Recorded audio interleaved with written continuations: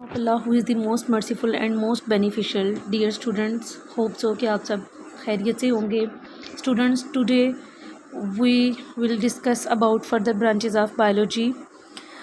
Dear students, जो हमारे पास branches हैं बायोलॉजी की, इनके लिए आपको इनको याद रखने के लिए आपने इनको जो है इनके मीनिंग्स याद रखने हैं. फिर आपको जो है वो बहुत आसानी होगी इनको याद करने में. लाइक नंबर 1 पे है हमारे पास मॉर्फोलॉजी.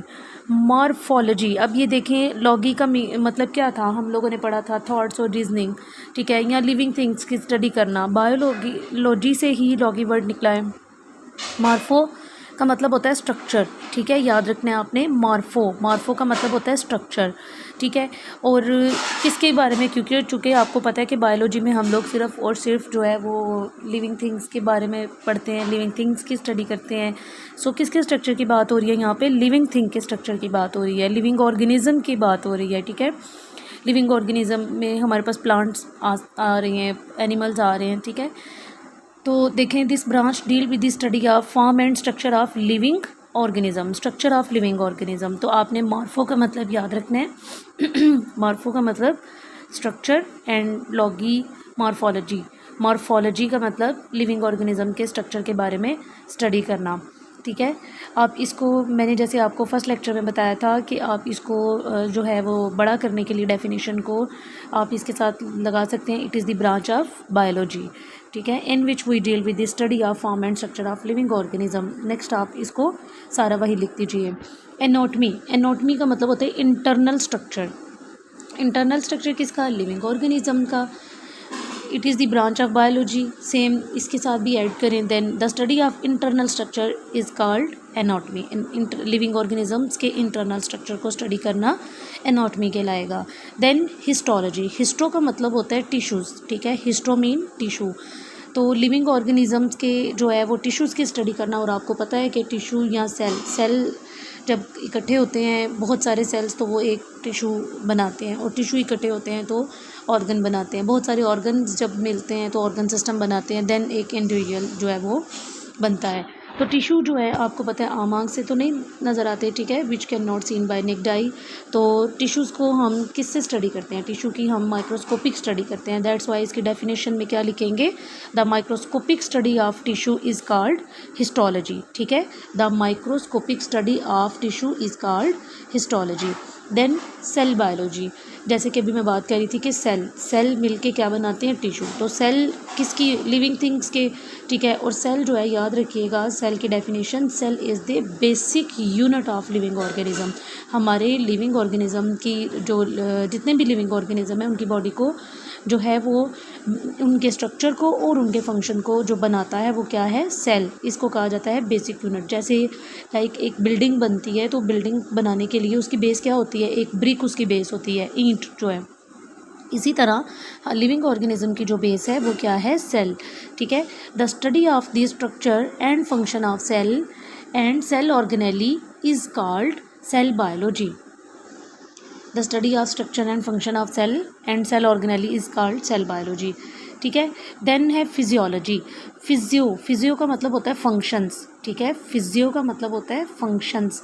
फिजियोलॉजी, अब क्या होगा खुद देखें. फिजियो का मतलब फंक्शन है, तो लिविंग ऑर्गेनिजम्स के फंक्शंस को स्टडी करना, ठीक है. Different parts of function. अब क्योंकि फंक्शन एक तो नहीं है ना बॉडी के अंदर, उसके हार्ट है, किडनी है, लंग्स हैं, ठीक है, स्टमक है, बहुत सारे जो हैं वो डिफरेंट पार्ट्स हैं, ऑर्गन है बॉडी के अंदर. तो उन सब के फंक्शन को स्टडी करना क्या कहलाएगा? Physiology. This branch deal with the study of functions of different part of living organisms, ठीक है. जेनेटिक्स. नेक्स्ट क्या है? जेनेटिक्स. जेनेटिक्स वर्ड निकला है जीन से. तो the study of genes and their role in inheritance is called genetics. Genetics basically जो हमारे पेरेंट्स से हमें विरासती मादा, इनहेरिटेंस नीचे देखें डेफिनेशन में लिखा है, inheritance mean the transmission of character from one generation to other. Inheritance का मतलब होता है विरासती मादा. तो एक जनरेशन से दूसरी जनरेशन में ट्रांसफ़र होगा, उसको हम क्या कहते हैं? ये विरासती मादा है. तो ये बेसिकली ये जीन्स से ही जो है वो आगे पेरेंट्स से आगे मुंतकिल होता है, ठीक है. जी स्टूडेंट्स, तो नेक्स्ट टाइप है हमारे पास embryology. Embryology it is the study of the development of an embryo to new individual. Embryo की डेवलपमेंट की स्टडी करना एम्ब्रियोलॉजी कहलाता है। एम्ब्रियो क्या होता है, जहाँ से एक न्यू इंडिविजुअल की डेवलपमेंट होगी, ठीक है। देन नेक्स्ट है हमारे पास टैक्सोनॉमी। टैक्सोनॉमी किसको कहते हैं बच्चे, ऑर्गेनिजम्स जो हैं उनको नेमिंग देना, क्लासिफिकेशन उनकी करना, यानी उनकी तकसीम करना, उनके ग्रुप एंड सब ग्रुप्स बनाना, इसको हम क्या कहते हैं, टैक्सोनॉमी। किसी भी ऑर्गेनिजम्स को क्लासीफाई करना, नेमिंग देना और ग्रुप एंड सब ग्रुप्स उनके बनाना, इसको हम क्या कहेंगे, टैक्सोनॉमी। देन पैलिएंटोलॉजी।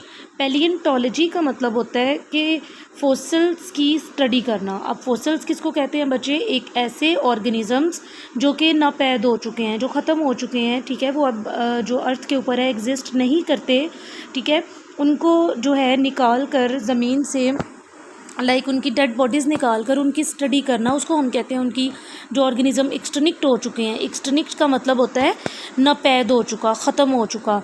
तो जो ऑर्गेनिज़म एक्सटिंक्ट हो चुके हैं उनकी जो है वो स्टडी करना, उसको हम कहते हैं फॉसिल्स।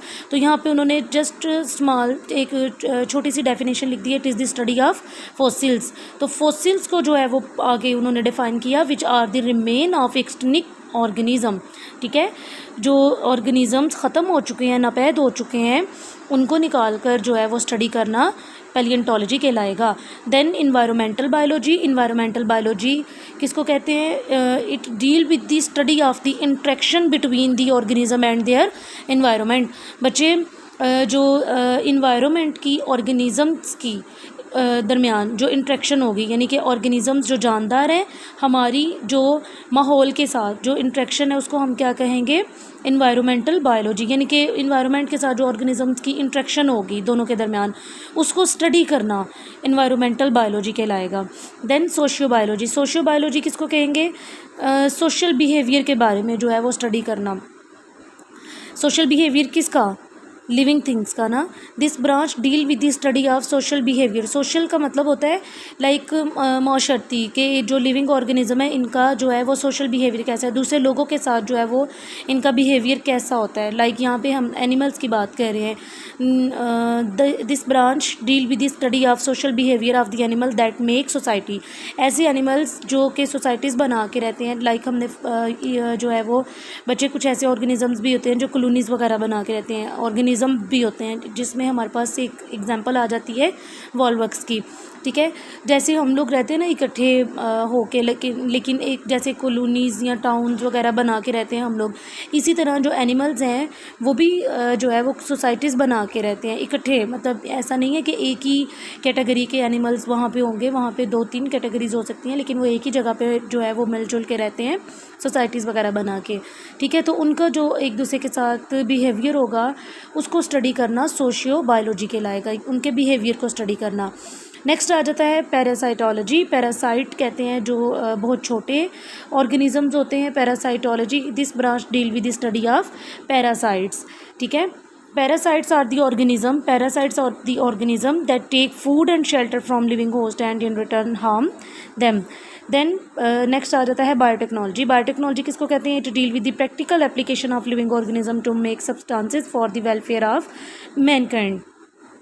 कुछ एप्लीकेशंस जो हैं वो प्रैक्टिकली, यानी प्रैक्टिकल करने के बाद कुछ बच्चे टेक्निक्स वगैरह या कुछ भी आप कह सकते हैं, लाइक न्यू मेथडोलॉजीज़ को इंट्रोड्यूस करवाना लिविंग ऑर्गेनिजम्स के लिए, उनकी हेल्प के लिए, तो इसको हम क्या कहते हैं, बायोटेक्नोलॉजी, ठीक है। इम्यूनोलॉजी। इम्यूनोलॉजी वर्ड निकला है इम्यून सिस्टम से, तो इम्यून सिस्टम की स्टडी करना, इसको हम क्या कहते हैं, immunology. It is the study of immune system of animal which defend the body against invading microbes. अब क्या होता है कि हमारा जो इम्यून सिस्टम होता है उसके अंदर जो है बच्चे कुछ नेचुरली बैक्टीरिया पाए जाते हैं जो कि बाहर से एंटर होने वाले जो बैक्टीरियाज होते हैं उनको किल करते हैं, उनके अगेंस्ट जो है वो रेजिस्टेंस जो है वो प्रोवाइड करते हैं, मज़ाहमत करते हैं, उनके साथ लड़ते हैं और उनको किल कर देते हैं, ठीक है, इम्यून सिस्टम के अंदर। तो इसीलिए हम कहते हैं कि जिन लोगों का इम्यून सिस्टम जो है वो स्ट्रॉन्ग होता है तो उनको जो है बच्चे वो जल्दी कोई भी वायरस या बैक्टीरिया वगैरह उन पे जो है वो उनको कोई भी नुकसान जो है वो नहीं पहुंचा सकते, ठीक है। देन एंटोमोलॉजी, एंटोमोलॉजी, एंटो का मतलब होता है इंसेक्ट, ठीक है। Entomology it is the study of insects. Pharmacology, pharmacology किसको कहते हैं? It is the study of drugs. Pharma means drugs, तो ड्रग्स की स्टडी करना, और ड्रग्स का जो है वो ह्यूमन बॉडी के सिस्टम के ऊपर, ह्यूमन बॉडी का जो सिस्टम है यानी हमारी बॉडी के ऊपर इसका क्या इफ़ेक्ट होता है, इसका क्या असर होता है। ड्रग्स जो है वो मेरा बेटा, इसको सिर्फ जो दूसरी नशा आवर अद्वियात होती हैं वो उनको हम नहीं कहते सिर्फ, बल्कि जितनी भी मेडिसिन्स हैं, पेन किलर्स हैं, इनको भी हम लोग जो है वो ड्रग का नाम देते हैं, ठीक है। तो बहुत ज़्यादा जो यूज़ होता है, एक्सेसिव यूज़ ऑफ मेडिसिन्स, या आप कह सकते हैं एक्सेसिव यूज़ ऑफ ड्रग्स जो है, ये भी जो है वो हमारे लिए हार्मफुल होता है, ठीक है, ह्यूमन की बॉडी के लिए। होप सो ये आज का लेक्चर था स्टूडेंट्स, होप सो कि आपको समझ आया होगा। अगर कोई भी किसी भी किस्म की आपको प्रॉब्लम हो, कोई क्यूरी, कोई क्वेश्चन, कुछ भी, आप जो है वो कमेंट कर सकते हैं और मुझसे पूछ सकते हैं, ठीक है। थैंक यू स्टूडेंट्स, अल्लाह हाफिज़।